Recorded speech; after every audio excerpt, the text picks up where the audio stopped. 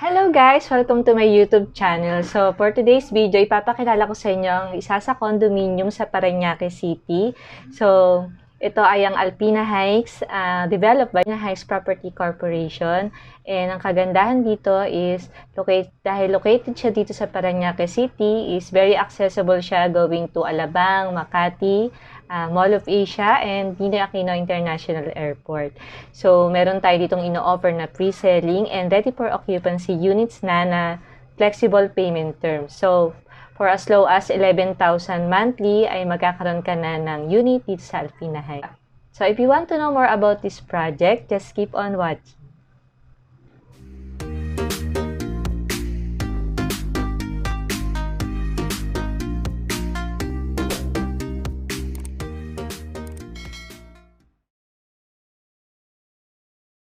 So, yung location ng Alpina Heights is nasa Champaca Street, UPS 4 West, Kilometer 19, Barangay Marcelo, Parañaque City. So, kung galing ka sa Makati, madadaanan mo yung SM Bikutan. So, from SM Bikutan, stay ka lang sa West Service Road or sa right side. So, madadaanan mo rin yung Azure Urban Resort and yung, pag nakita mo na yung East-West Bank, dun ka na magto-turn right and sa left side, ando dun yung Alpina Heights.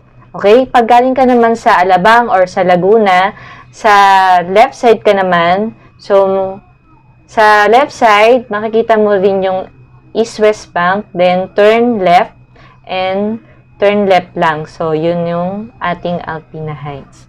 So, ang kagandahan nito, marami tayong mga nearby establishments like yung Phil and Best Alabang. So, 6 kilometers away lang po yan.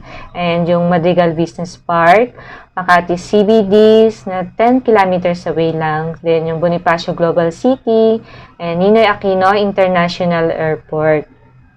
Yan. So, siguro pag gagamit ka ng Skyway, mga around 25 or 30 minutes lang. So, meron din tayong mga malalapit na schools like yung Paret Southridge School, Peel Street Chan Academy, Informatics International, St. Bernadette College, San Beda Alabang, Pats College of Aeronautics, and De La Salle Santiago Subel. So, yan. Ang mga shopping centers like yung Festival Mall of Alabang, 6.2 kilometers away lang, yung Alabang Town Center. Ito yung Santana Grove. Yan, napakalapit lang yan dito sa Alpina Heights. 1.8 kilometers away lang. Shopwise Sukat, SM Hypermarket, and yung SMB Parañaque, and yung SM Bikutan.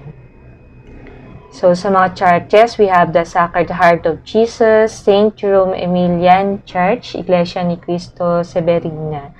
18. So, yan yung mga malalapit na church dito kay Alpina Heights. So, yung ating major hospitals like yung Medical Centers Parañaque na 2 kilometers away lang, and yung Asian Hospital and Medical Center.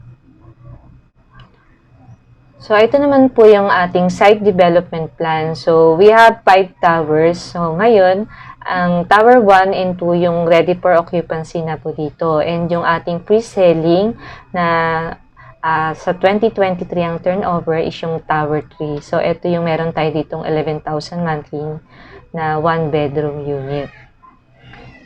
So, ito po yung ating Alpina Heights exterior pictures. So, ang ating mga amenities po dito sa Alpina Heights, we have the gym.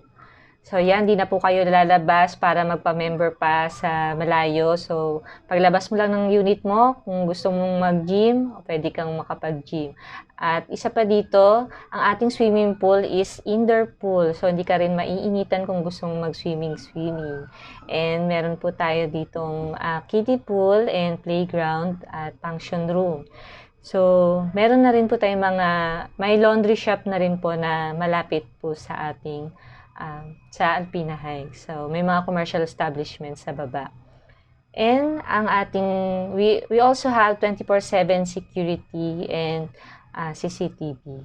Yung mga sustainability features dito sa Alpina Heights. So, we have the solar panel for common areas, rainwater conservation, water treatment facilities, LED lighting in all common areas, dual flush toilets, and maximize the natural lighting. So, yan. Ito po ang ating interior picture. So, itong unit na to is naka-interior na. So, nasa inyo po kung paano nyo i-design yung inyong unit. Okay, sa next slide, papakita ko sa inyo ang deliverable units dito sa Alpina Heights and ang walkthrough ng ating project. So, if you're interested na kumuha ng unit dito sa Alpina Heights, kontakin nyo lang ako. Lalagay ko ang aking contact details sa description down below. And para ma-avail nyo ang promo namin ngayong September.